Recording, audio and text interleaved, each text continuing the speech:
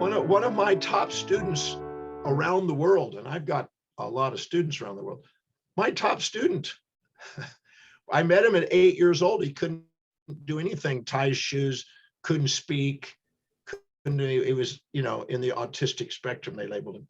And he is one of the brightest children I've ever met in my life.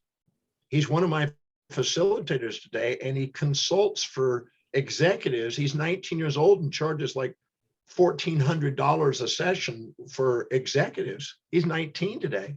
Wow. And he still has a bit of speech slow. He's a bit slow in speech sometimes, but boy, what a sharp mind this guy's got, and this intuition that he's got, because we let him excel in what he was inspired by. And he started reading 40 books a day sometimes. It was unbelievable what he was able to do.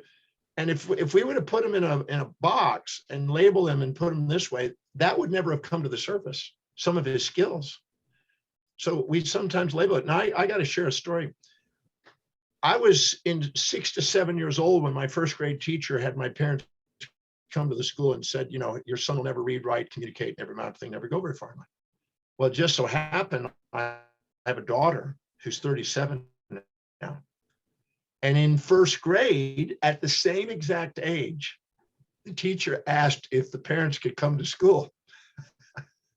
And I ended up getting to go. My wife couldn't make it. And so I ended up going there, and the teacher sits me with my daughter in front of her, just like my teacher did with my parents, except I had both parents there, and said almost identically the same thing about my daughter. Wow. And when she said that, the teacher said that, she was seriously concerned about my daughter. And she said, I'm afraid she's got learning problems and speaking problems and stuff. And I just smiled, and I just put my arms around my daughter, and I said, thank you to the lady. And she thought I was psycho.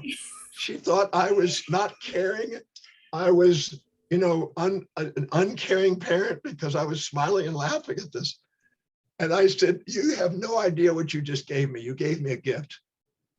And the lady was just in shock that I didn't care about the seriousness of this problem.